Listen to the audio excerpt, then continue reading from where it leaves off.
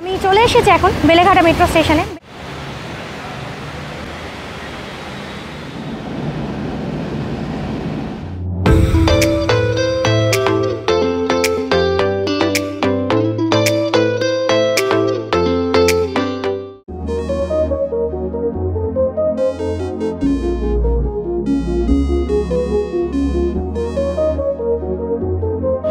আমি আজকে যে ভিডিওটা আপনাদের সাথে শেয়ার করতে চলেছি সেটা হচ্ছে কলকাতাতে 22শে অগস্ট 3টে নতুন মেট্রো লাইন চালু হয়েছে। আমরা আজকে যে মেট্রোটা চড়ব সেটা হচ্ছে অরেঞ্জ লাইন। অরেঞ্জ লাইনটা এখন চলছে কবি সুভাষ থেকে বেলেঘাটা পর্যন্ত। এইটা পরবর্তীকালে এক্সটেন্ড হবে আপ টু দমদম মানে এয়ারপোর্ট। আর চলুন তাহলে দেখাই আমাদের কীরকম কী অভিজ্ঞতা, মেট্রোটা কীরকম লাগে। এখন এটা শুনছি মানে খুব বেশি লোকজন হচ্ছে না, যেহেতু খুবই কম ডিস্টেন্স, জাস্ট 5টা-6টা স্টেশন, মানে কবি সুভাষ থেকে টোটাল 9টা না 10টা স্টেশন রয়েছে। বাট আমি যেখান থেকে চড়বো, আমি আমার জার্নিটা শুরু করব হচ্ছে কবি সুকান্ত থেকে। ওটাই হচ্ছে আমার বাড়ির কাছে স্টেশন। কবি সুকান্ত হচ্ছে রুবি যে স্টেশনটা রয়েছে, রুবির জাস্ট আগে স্টেশন। তাহলে চলুন ভিডিওটি শুরু করা যাক। আর ভিডিওটি কেমন লাগে কমেন্ট করে কিন্তু অবশ্যই জানাবেন। আর ভিডিওটি ভালো লাগলে চ্যানেলটিকে সাবস্ক্রাইব করে আমার পাশে থাকবে। আমি আজকের ভিডিওতে আপনাদের সাথে শেয়ার করে নেব অরেঞ্জ মেট্রোতে কীভাবে টিকিট কাটা যায়, কীভাবে আপনারা টিকিট কাটবেন, কোন কোন স্টেশনগুলো কভার করে, টাইমিং কীরকম, আদৌ রাইট টাইমে চলছে কিনা, কতক্ষণ অন্তর অন্তর ছাড়ে, সমস্ত কিছু, এবং কবে কবে এই মেট্রোগুলি চলে, সব কিছু আপনাদের সাথে শেয়ার করে নেব। এখন আমরা আছি কবি সুকান্ত মেট্রো স্টেশনে। এই স্টেশনটি হেমন্ত মুখোপাধ্যায় মেট্রো স্টেশন, অর্থাৎ যেটি রুবি মেট্রো স্টেশন তার জাস্ট আগে স্টেশনটি। প্রত্যেকটা স্টেশনে লিফটের পাশাপাশি রয়েছে কিন্তু এরকম এসক্যালেটরেরও ব্যবস্থা। এসক্যালেটর দিয়ে ওপরে উঠেই প্রথমেই আমার চোখে পড়ে গেল ট্রেনের টাইমিংয়ের এই লিস্টটা। আপনারা ভিডিওটি পজ করে একবার দেখে নিতে পারেন, টাইমিংসগুলো এখানে দেওয়া রয়েছে। প্রতিটা স্টেশনে রয়েছে সিনিয়র সিটিজেন এবং এক্সপেক্টিং মহিলাদের জন্য লিফটের ব্যবস্থা।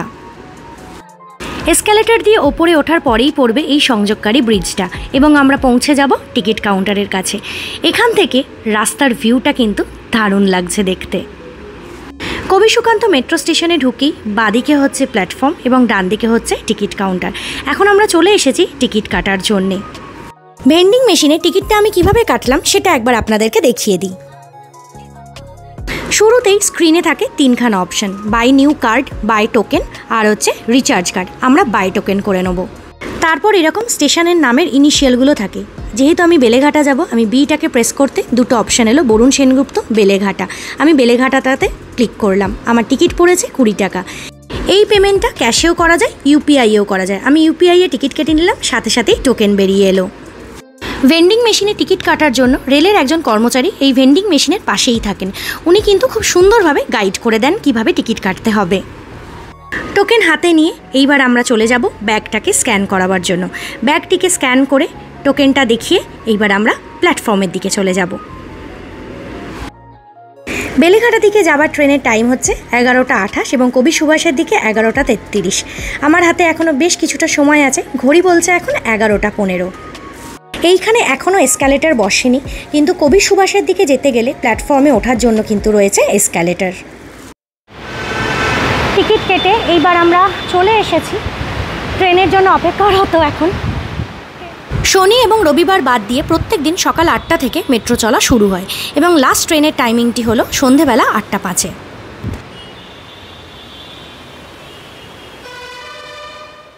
কবি সুকান্ত থেকে বেলেঘাটা অবধি ভাড়া পড়েছে আমার 20 টাকা এবং রুবি থেকে বেলেঘাটা পর্যন্ত ভাড়া হচ্ছে 10 টাকা। যেই ভাড়াটা অটো কিংবা বাসে গেলে 10 থেকে 15 টাকা অবধি লেগে যায় এবং এর ডিস্টেন্সটা হচ্ছে 5.5 কিলোমিটারের মতন। কিছুক্ষণের মধ্যেই আমাদের অপেক্ষার অবসান ঘটিয়ে ট্রেন এসে হাজির।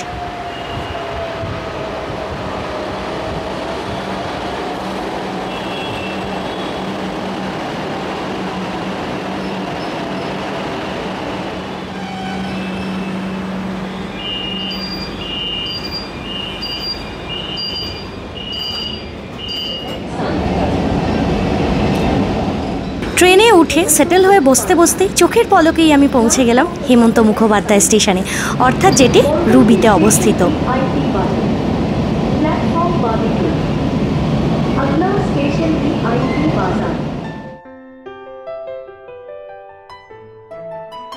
ভিআইপি বাজার স্টেশনটি বেরোবার পরেই পরবর্তী স্টেশন ঋত্বিক ঘটক। চলে এসেছি আমরা এখন ঋত্বিক ঘটক স্টেশনে। এই স্টেশনটি উত্তর 55 গ্রাম বলে যে জায়গাটি রয়েছে তার কাছাকাছি অবস্থিত। দুপুরবেলা হওয়ার জন্য স্টেশনটি ছিল কিন্তু একদমই ফাঁকা ফাঁকা। আমরা এখন এগিয়ে চলেছি পরবর্তী স্টেশনের দিকে। পরবর্তী স্টেশন বরুণ সেনগুপ্ত এবং এই স্টেশনটি সায়েন্স সিটির একদমই কাছে। তাই সায়েন্স সিটি যদি আসতে চান তাহলে আপনাদেরকে কিন্তু বরুণ সেনগুপ্ত স্টেশনেই নামতে হবে। মেট্রো মানেই আমাদের একটা ধারণা মাটির নিচে দিয়ে চলবে, কিন্তু অরেঞ্জ লাইনের এই জায়গাটা পুরোটাই মাটির ওপর দিয়ে চলে। তার জন্য আশেপাশের দৃশ্যপটটা কিন্তু জাস্ট অসাধারণ। স্কাইলাইনটা দারুণ লাগে দুপাশের। তবে একটা জিনিস আমার একটু খারাপ লেগেছে, সেটা হচ্ছে মেট্রোর প্রত্যেকটা জানলার কাঁচ কিন্তু ভীষণভাবে অপরিষ্কার এবং পুরো জিনিসটা একটু ঘষা টাইপের, একটু ব্লার হয়ে রয়েছে, যার জন্য ছবি আসার পথে এই বাধাটা আমরা ফেস করেছি।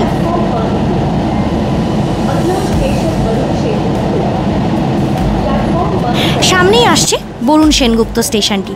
যদিও আমার মনে হচ্ছে এই স্টেশনটির নাম বরুণ সেনগুপ্ত না রেখে সায়েন্স সিটি রাখলে বেশি ভালো হতো, এবং বেলেঘাটা স্টেশনটির নামটি যদি বরুণ সেনগুপ্ত রাখা হতো সেটি মনে হয় যথাযথ হতো। বরুণ সেনগুপ্ত ছিলেন একাধারে সাংবাদিক এবং বর্তমান পত্রিকার প্রতিষ্ঠাতা। সামনেই দেখা যাচ্ছে বর্তমান পত্রিকার অফিসটি। বরুণ সেনগুপ্ত স্টেশনটি ছাড়ার পরেই বাঁদিকে পড়ে হচ্ছে আইটিসি এবং ডান দিকে হচ্ছে ধাপার মাঠ। ধাপার মাঠ হলেও এখান থেকে দেখতে কিন্তু বেশ ভালো লাগছে। চলে এসেছি আমরা আমাদের শেষ স্টেশনে, অর্থাৎ বেলেঘাটা স্টেশনে।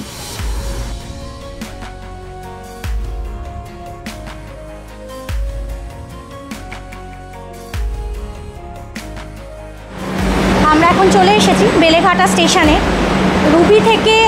আমি উঠেছি কবি সুকান্ত থেকে বেলেঘাটা আসতে সময় লাগলো পুরো 10 মিনিট, এবং এর আমাদের ভাড়া দেখালাম আমি। টিকিট পড়েছে হচ্ছে আমাদের 20 টাকা, বাসে যেটা লাগে হচ্ছে 10 টাকা। টোটাল 5টা স্টেশন রয়েছে। যেহেতু আমার এরিয়াটা হচ্ছে কবি সুকান্ত, সেই জন্য কবি সুকান্ত থেকে ধরলেই সুবিধা হয় মেট্রোটা। আমি কবি সুকান্ত থেকে ধরেছি, যেটা হচ্ছে রুবির জাস্ট আগে স্টেশন। এখন আমাদের আবার টিকিটটা কেটে নিতে হবে, কারণ রিটার্ন টিকিট কাটার কোনো অপশান নেই।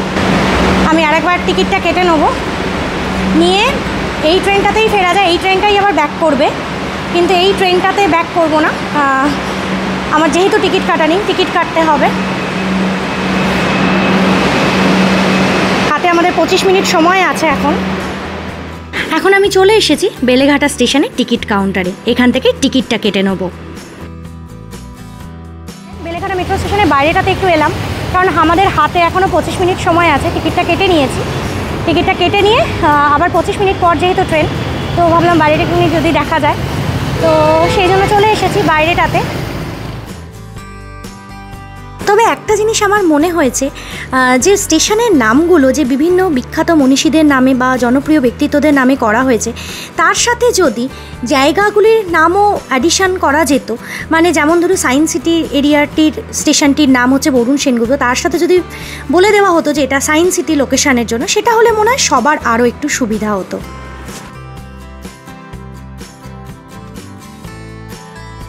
প্ল্যাটফর্মে যাওয়ার জন্য এবার আমাকে লিফটটা নিয়ে নিতে হবে। যদিও এটা সিনিয়র সিটিজেন এবং প্রেগনেন্ট ওমেনদের জন্য, কিন্তু এখান থেকে এনারা বললেন যে লিফটে উঠে যান।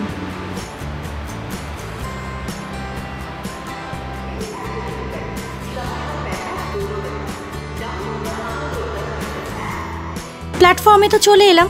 ঘড়িতে দেখলাম ট্রেন আসতে এখনও প্রায় 15 মিনিট মতন বাকি আছে।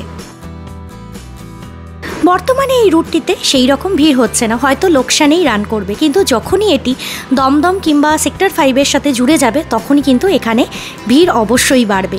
যে কোনো প্রজেক্টেই সময় লাগে, আশা করা যাচ্ছে এই প্রজেক্টটাও একটা সময় মানুষের কাছে জনপ্রিয় এবং গুরুত্বপূর্ণ হয়ে উঠবে। প্রতিটা স্টেশনে কিন্তু রয়েছে জলের ব্যবস্থা। স্টেশনে এদিক ওদিক ঘুরতে ঘুরতেই কোথা দিয়ে যেন 15টা মিনিট কেটে গেল এবং আমাদের ফেরার ট্রেন এসে হাজির। দারুণ লাগলো। আমি আবার বেলেঘাটা থেকে ফেরার মেট্রোটা ধরে নিয়েছি, মানে যেটা আবার আমরা ব্যাক করব রুবির কাছে। দরজা বন্ধ হয়ে গেছে, এবার ছাড়বে আমাদের মেট্রো, ছেড়ে দিয়েওছে অলরেডি।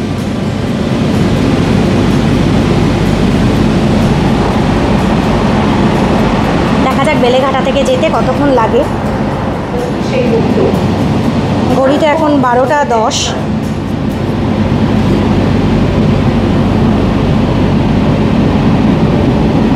বাঁ দিকটা জাস্ট দেখুন, দারুণ স্কাইলাইন। এই জায়গাটা মানে এই মেট্রোটা জয় রাইড হিসাবে বেশ ভালোই লাগছে, মানে আমি তো জয় রাইড হিসাবেই আজকে ইউজ করলাম আর কি। এটা যখনই দমদমের সাথে কানেক্ট হয়ে যাবে কিংবা সেক্টর 5-এর সাথে, তখন এর ভিড়টা আরও অনেক বেড়ে যাবে।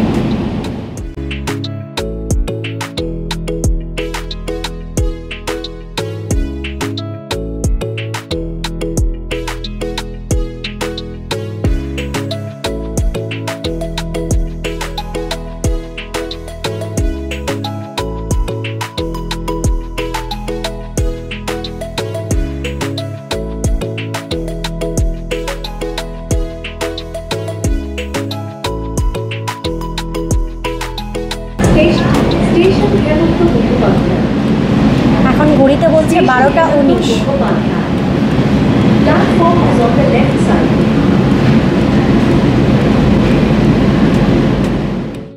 12:10 বেলেঘাটা স্টেশন থেকে শুরু করে একদম ডট 12:20 এসে নামলাম হেমন্ত মুখোপাধ্যায় স্টেশনে। চলে এসেছি আমরা এখন হেমন্ত মুখোপাধ্যায় স্টেশনে, অর্থাৎ রুবিতে। এখানে গেটে আরও একবার টিকিটটাকে স্ক্যান করে নিতে হবে। ফাইনালি আমাদের মেট্রো রাইড শেষ হলো। ভিডিওটি কেমন লাগলো অবশ্যই জানাবেন।